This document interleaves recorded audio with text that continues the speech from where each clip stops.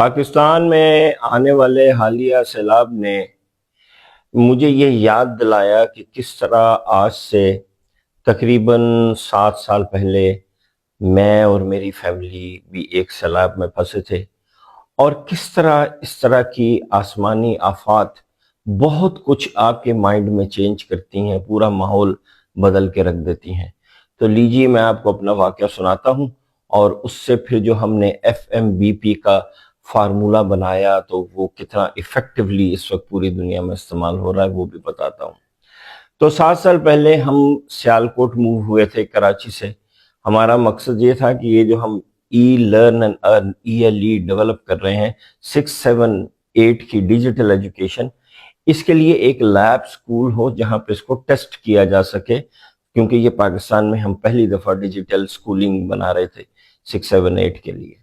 تو ہم جب وہاں موو ہوئے، ہم نے وہاں سکول بنایا، تو ہم نے وہاں ایک گھر لے لیا کرائے پہ جو شہر سے تھوڑا باہر نکل کے تھا۔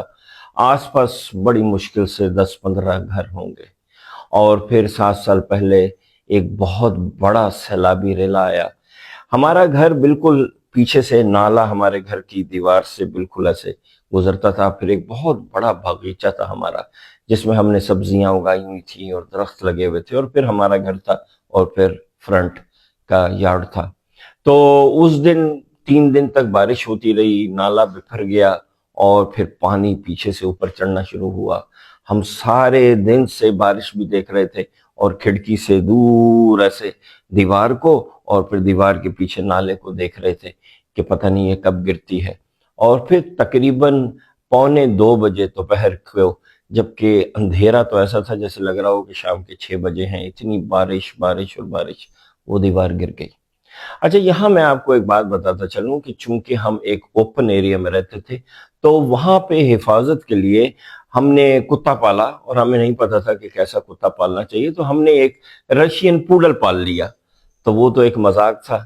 تو ہم نے گیز بھی پالی ہوئی تھی، وہ جو بطخیں ہوتی ہیں نا لمبی گردن والی، تو وہ سارا دن وہ جو رشین پوڈل تھی وہ ان گیز کے ساتھ لگی رہتی تھی، ان کو چھیڑتی رہتی تھی، اور جو بھی اندر داخل ہوتا تھا نا وہ دم ہلا کے ان سے لپٹ جاتی تھی۔ تو ہمیں بعد میں غلطی کا احساس ہوا کہ یار یہ تو حفاظت کے لیے بالکل غیر موزوں ہے، لیکن ہم نے اس کو پال لیا تھا۔ تو وہ چھیڑ خانی کرتی تھی، گیس کو تنگ کرتی تھی، لوگوں کے ساتھ بیٹھ کے گپے مارتی تھی باقاعدہ۔ تو خیر اس دن جب وہ دیوار گری تو میری اس وقت 3 چھوٹی بچیاں تھیں، میں نے ان کو جلدی سے اٹھایا۔ پانی کا بس ریلا ہے کہ بس اندر داخل ہوا گھر کے، اور یہ جو میں بیٹھا ہوں نا یہاں تک پانی آ گیا، 3-4 فٹ پانی۔ ذرا امیجن کریں بالکل نالے کے اگر آپ ساتھ ہوں۔ جب وہ پانی اندر آیا تو میں نے بچیوں کو اٹھایا، میں باہر بھاگا، اور اتنی زور کا اس دیوار کے گرنے کا دھماکہ ہوا، اور پانی کا ریلا جب اندر آیا نا تو ہمیں کچھ سمجھ نہیں آیا۔ بڑی تیز بارش ہو رہی تھی، میں نے بچیوں کو اٹھایا ہوا، 2 بچیوں کو میں نے اٹھایا ہوا تھا، ایک کو میری مسز نے اٹھایا تھا۔ ہم باہر نکلے، ہم نے آس پاس دیکھا، جو سامنے گھر نظر آیا نا ہم اس کی طرف بھاگے۔ اس وقت تک ان کو بھی آواز سنائی دی تھی کہ دھماکہ ہوا ہے، اور سب کو اندازہ تھا کہ جب بھی نالا بکھرا، دیوار گری، تو ان کے گھر کی دیوار گرنی ہے۔ اچھا، وہاں پہ سیالکوٹ میں لوگوں کو بڑا تھا کہ تسی ساڈے مہمان ہو، کہ آپ ہمارے مہمان ہیں، کراچی سے آئے ہیں، اور استاد جی، ماسٹر جی، استاد اور آنو وہاں پہ ایسے کہتے ہیں نا کہ آپ استاد ہیں ہمارے اور یہاں آئے ہیں اور ہمارے بچوں کو جدید یہ ڈیجیٹل ایجوکیشن دے رہے ہیں۔ انہوں نے اپنے گھر کے دروازے ہمارے لیے کھول دیے۔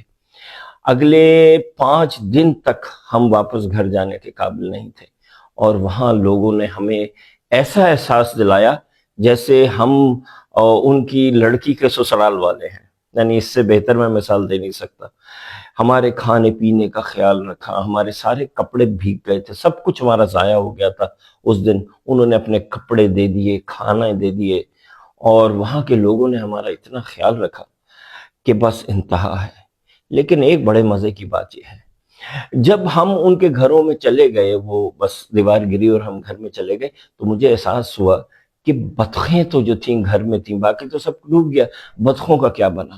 تو میں بڑی اتنی تیز بارش میں کہ اس کا قطرہ بھی یوں لگتا تھا جیسے کوئی سوئی چبھ رہی ہے، میں باہر بطخوں کو ڈھونڈنے نکلا، تو میں نے دیکھا کہ ہمارے گھر کے سامنے جو اوپن گراؤنڈ تھا اس کے کونے میں بطخیں بیٹھی ہوئی ہیں، اور وہ جو رشین پوڈل ہے وہ ان کے سامنے سینہ تان کے اتنی تیز بارش میں ان کو ڈیفینڈ کر رہی ہے۔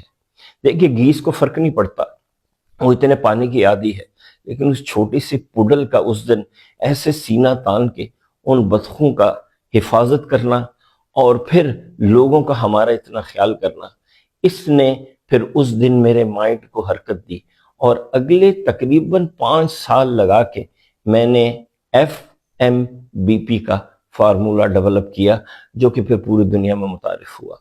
تو میں نے یہ اندازہ لگایا کہ دنیا میں جو آپ کے قابل لوگ ہیں نا، جو آپ کے حمایتی ہیں، جن کی آپ سے محبت ہے، جن کی آپ کو کیئر کرنی چاہیے کیونکہ وہ آپ کی کیئر کرتے ہیں، وہ 4 چیزیں ہوتی ہیں۔ FMBP یہ وہ لوگ ہوتے ہیں جو آپ کے لیے فائٹ کرنے کو تیار رہتے ہیں۔ جب بھی لڑائی کے وقت آئے گا، آپ ان کو کال کریں، میسج کریں، وہ آپ سے کے لیے لڑنے کے لیے آ جائیں گے۔ منی، وہ کبھی بھی آپ کو پیسے دینے سے دریغ نہیں کریں گے، وہ آپ سے نہیں پوچھیں گے واپس کب کرو گے، کیا ہے، وہ آپ کو پیسے دے دیں گے۔ وہ آپ کو بلڈ دے دیں گے، آپ ان کو کہیں مجھے بلڈ گروپ یہ فلاں چاہیے، فلاں کو ضرورت ہے، جلدی سے آ جاؤ میں ہاسپٹل میں، وہ بلڈ دینے چلے جائیں گے۔ اور پی سے بنتا ہے پلیس، وہ آپ کو پلیس آف سٹے دیں گے، وہ آپ کو جگہ دینے سے کبھی انکار نہیں کریں گے۔ یہ میرے اندر اتنا راسخ ہو گیا کہ اس کے بعد میں نے اپنی بچیوں کی شادی کی تو صرف اپنے FMBPs کو بلایا، باقی سب کو میں نے نکال دیا۔ میرے اب تقریباً FMBPs جو ہیں وہ تقریباً 35 ہیں، جو کہ یقین جانیے بہت زیادہ ہیں۔ آپ اپنے گننے شروع کیجئے اور مجھے بتائیے گا میسج میں کہ آپ کے FMBPs کتنے ہیں۔ ہارڈلی 6 7 8 نکلیں گے۔ یہ جو FMBPs ہوتے ہیں نا، یہ بڑی ہی کوئی قیمتی چیز ہوتے ہیں، ان کو آپ نے ہمیشہ سنبھال کے رکھنا ہوتا ہے، اور جب ان کو آپ کے FMBP کی ضرورت پڑتی ہے نا، تو میک شور کریں کہ آپ بھی ان کو یہ FMBP پرووائڈ کریں۔